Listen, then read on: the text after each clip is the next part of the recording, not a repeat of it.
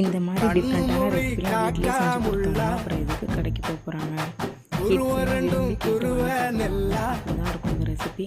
நாங்கள் ரெசிபி கொடுப்போம். அதுக்கு முன்னாடி இந்த ரெசிபியை சேவ் பண்ணிட்டு பண்ணுறோம்.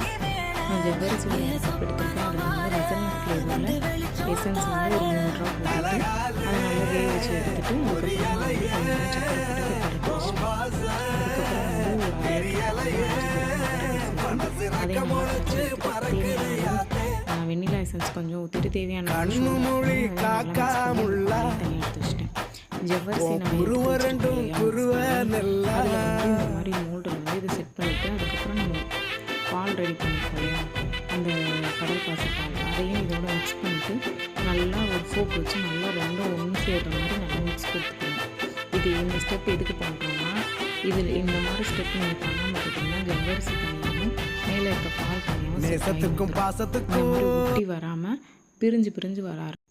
இந்த மாதிரி ரெசிபீஸ்லாம் வேணும்னா என்னோடய சேனல் ஃபாலோ பண்ணிக்கோங்க. அடுத்தடுத்து புதுசாக ரெசிபீஸ் வந்துகிட்டே இருக்குது.